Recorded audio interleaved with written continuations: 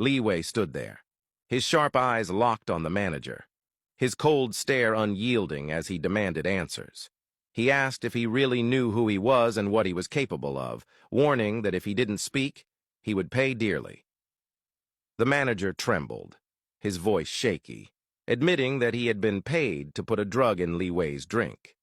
He didn't know what it was, he just did it. The money was too tempting, and he had a sick mother whose medical bills he couldn't cover otherwise. Liwei's stare grew even darker. He didn't fall for pity, grabbing the manager's neck firmer and demanding to know who had ordered it. The manager hesitated before admitting it was a woman. Liwei's eyes never left him as he asked what she looked like. Red hair, very beautiful, the manager revealed. Liwei immediately knew. It was Yan. Fury surged through him. He thought about how lenient he had been with her, how she had twisted that for her own gain, how she had tried to play mind games with him simply because he hadn't punished her for what she did to Amara.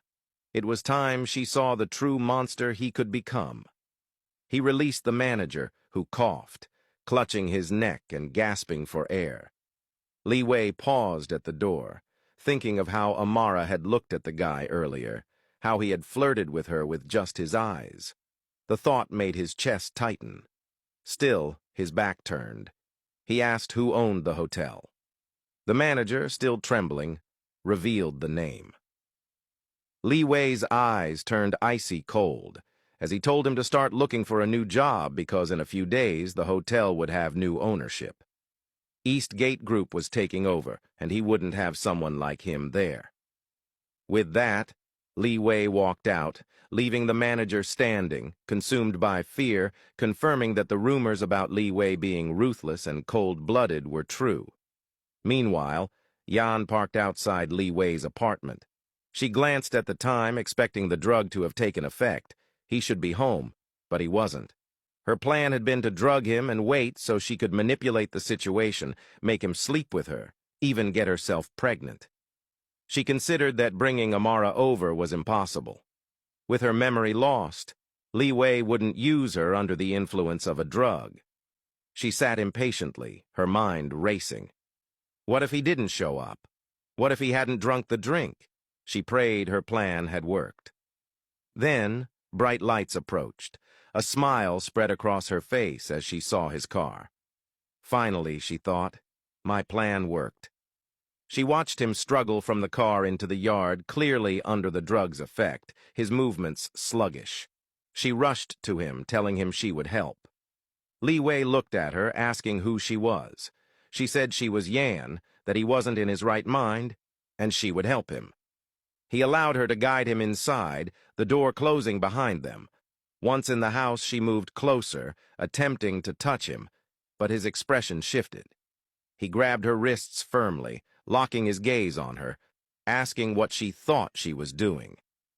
Yan's eyes widened as she realized he was fully aware, not drugged at all. Before she could react, he moved closer, his eyes darkening, telling her he had been lenient on her, and that she had used it to take him for a fool. She was about to see what happens to anyone who dared hurt him and his woman. Yan trembled as he held her fast. She called him crazy, and he laughed softly, leaning in, telling her she was the crazy one, obsessed enough to go this far, completely insane. She struggled, reminding him that she was his lawful wife. Liwei's fury escalated. His voice firm, he reminded her that she was not his wife, and that as long as he hadn't consented, she never would be. She pleaded, calling him insane, screaming for him to let her go. As her rant grew louder, he drew a syringe from his pocket and jabbed her, and she instantly passed out. He carried her into his secret room, closing the door behind him, stepping out moments later, his expression cold. Liwei grabbed his phone, dialing Master Shen. It rang, the tension thick, before the line connected. He informed Master Shen that another person had been placed in the secret room and warned him not to be surprised if someone came to check. Master Shen, sharp and surprised, asked if it was another suspect in the fire. Liwei paused. then said it was Yan. Master Shen's voice sharpened, asking if he was out of his mind. Yan was well known. What if this reached the police? Liwei assured him he had a plan. Liwei stated that Yan was spiraling out of control, letting her act freely would only worsen matters. He told Master Shen that he would no longer prevent Amara from remembering that she was the only thing that kept him sane, the only person who made him feel human, and that she needed to be by his side. Being apart from her was torture. Master Shen tried to protest, but Liwei cut him off, insisting that he understood the concerns, that he was capable of handling the consequences, and that he would no longer torment himself by staying away from the woman he loved. He said he was going to do whatever it took to make her regain her memories. With that, he hung up, resolute. Meanwhile, Amara's eyes fluttered open. She looked around, disoriented, trying to piece together where she was. She slowly attempted to rise, but before she could, the door opened. Liwei entered, his steps quick and controlled, rushing to sit beside her. He asked how she felt, his voice low but firm, his hand resting on her forehead as he noted that her fever was gone. Amara kept her gaze locked on him, silent, her expression unreadable. Their eyes met, and he found it strange that she didn't panic or question why they were in the same hotel room. He leaned in, his eyes unwavering, asking if she remembered. He reminded her that she had called him babe several times, and he hoped that meant her memories had returned. He held her hands, his voice deep and certain, telling her that even if she hadn't remembered, he was ready to make her remember everything, ready to make her remember him. Amara stood slowly, shaking her head, her voice quiet as she said she didn't. He sat back, studying her, asking if she was sure, if she hadn't recalled anything while in the shower. She simply looked away, her silence answering for her. He sensed something was off, but continued. His gaze fixed on her as he reminded her that they had both been drugged with an aphrodisiac, that the tension between them had been unbearable, but since she wasn't his woman, he hadn't touched her. He paused for a moment, his tone calm but deliberate, before adding that he had gone to his wife instead to relieve himself. Then he waited, patient and still, because if she remembered, jealousy would surface. He rose, moving closer, watching her as she refused to meet his gaze. He told her that he had had the best time with his wife, and as his words sank in, he noticed the subtle shift in her expression, the flicker of hurt, the faint tightening of her jaw. A small smile tugged at his lips. His woman was back. Only she could react that way to the thought of him being close to another woman.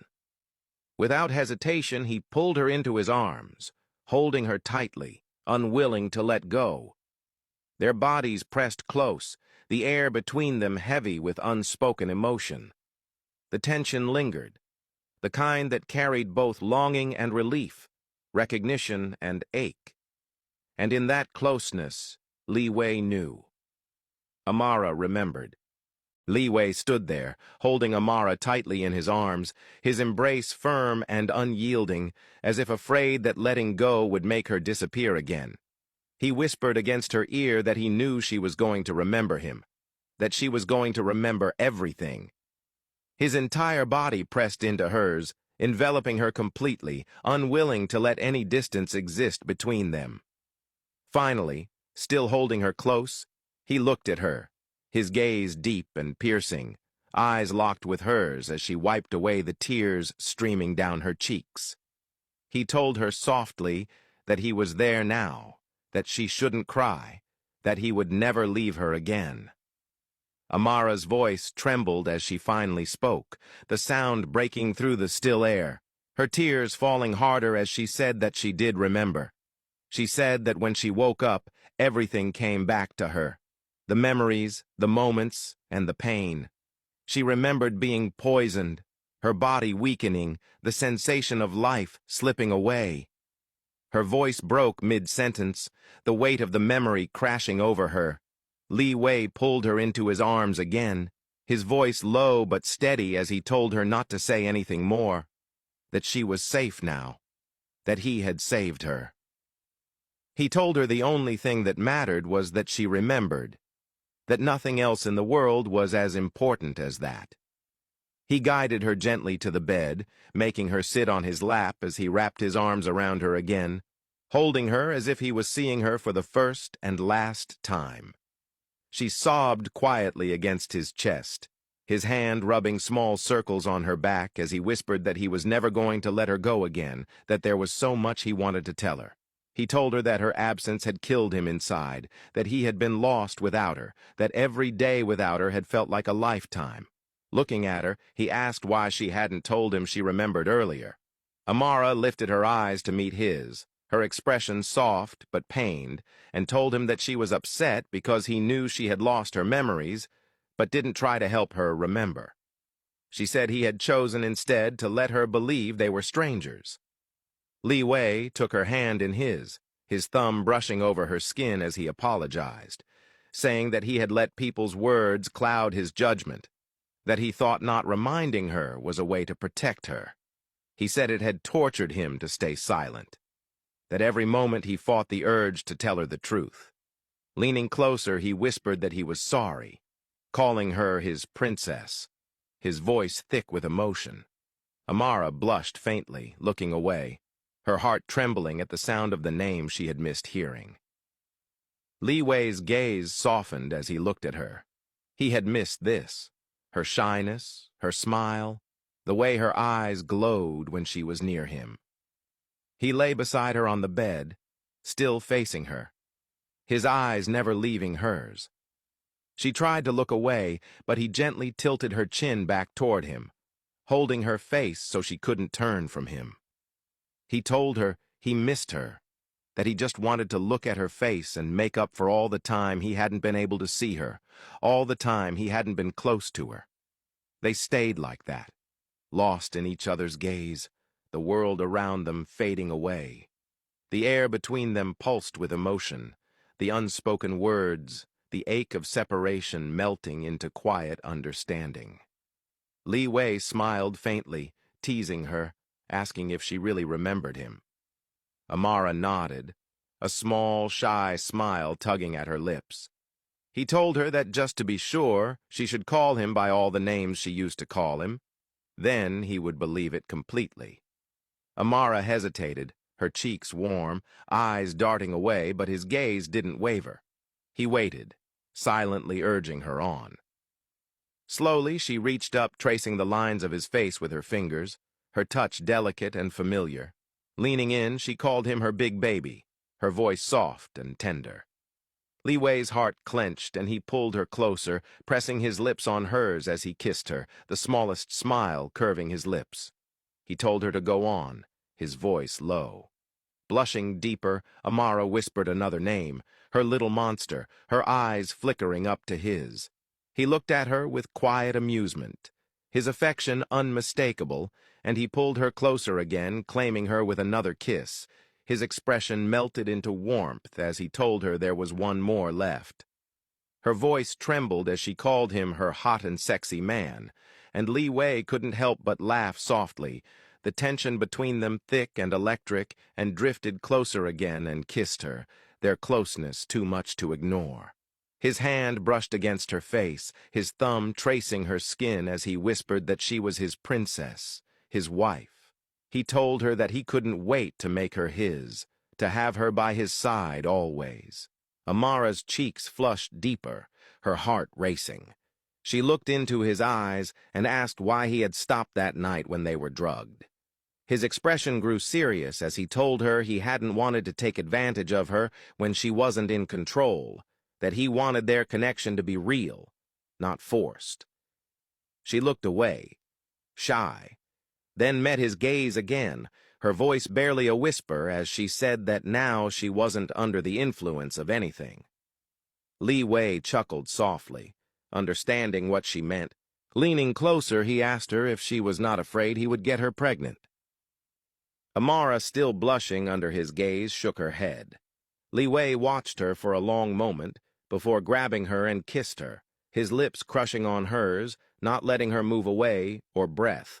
He got on top of her as he continued, and slowly untied her gown, slipping it off, leaving her skin exposed. As the passion peaked, the door burst open and Kai walked in. He stood there frozen in disbelief, his mouth slightly open. Kai stood in the doorway, mouth wide open, and Liwei immediately threw a blanket over Amara. Embarrassed, she curled beneath it, small and defiant, refusing to face him. Kai waved a hand and said there was no need to hide. He had already seen everything. He glanced at Liwei and guessed that her memory must be back because, from the looks of things, they were already making full use of that. Liwei's gaze did not flicker. For once, he told Kai, he should learn how to knock. Kai sank onto the couch, rubbed his temples, and faced him. Instead of being rude, he said, Liwei should be thanking him for helping to fix things between him and his woman. If it weren't for him, Kai added, Liwei would still be torturing himself and watching her from afar. Liwei asked flat what it was he wanted. Kai's expression shifted. His face went serious. He told Liwei he wanted him to retire his father. Liwei, surprised, rose to his feet and asked why.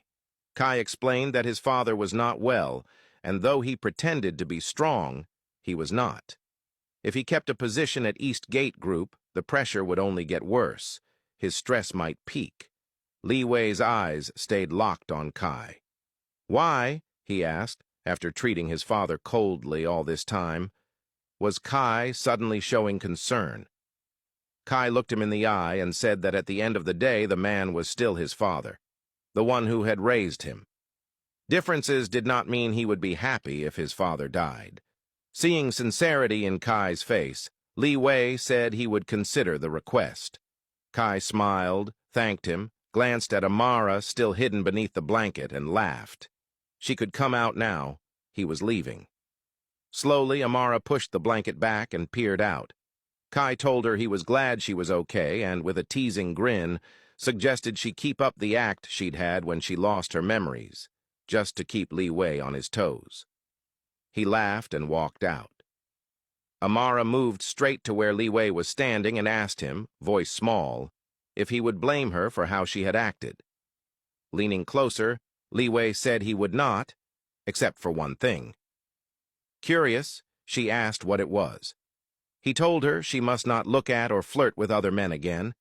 The only man she was supposed to look at was him and him alone. She explained it was because she couldn't remember him. Liwei drew her in, voice soft. I know, he said, and told her they should go home. She asked if they should tell the old woman she had been staying with that she was all right. He said they would, but first he wanted to spend as much time as possible with her. He wrapped his arms around her and held her tight. As they walked back to the house, Liwei stopped, took her hand, and told her he needed her to promise not to panic. Amara nodded, curiosity flickering across her face. He led her down the narrow hallway and opened the secret door. They went in, deeper and colder, and Amara froze. In the dim light sat Yan, hands tied, mouth gagged, tears cutting clean tracks down her face. The sight punched the air from Amara's lungs. She looked to Liwei and asked, voice barely audible, what was happening. Liwei stepped closer and said he had taken Yan hostage. He told Amara this was the same woman who had almost killed her, the woman who had abducted her and dosed her with a poison that had nearly destroyed her organs and stolen pieces of her memory. From his pocket he pulled a small bottle and set it on Amara's palm. Inside was a compound, he said, similar to the one Yan had used. If Amara wanted payback, he told her, she could use it to make Yan feel the same fear and pain she had inflicted. The bottle trembled in Amara's hand. She looked from the glass to Yan struggling against her bindings and back to Liwei. Her voice shook as she said she couldn't poison someone else. Liwei's facial expression shifted. He reminded her that Yan had tried to kill her, that the poison had been engineered almost lethal, and that given the chance she would do it again. If Amara stayed soft, he said, People would trample her. Her gentleness would be used as a weapon against her. She needed to learn to stand up for herself and crush those who wanted to crush her. He placed the bottle more firmly in her hand and told her it would not kill Jan, only make her suffer the way Amara had suffered. It would be a lesson, he said, justice placed in her palm. Amara stood, hands shaking, the bottle cold against her skin. She understood, with a clarity that hurt, that Liwei was partly right. Jan had wanted her dead, but the idea of harming another person gnawed at her bones. She stared down at the tiny vial, feeling the weight of choice squeeze her chest, knowing that whatever she decided now would change everything.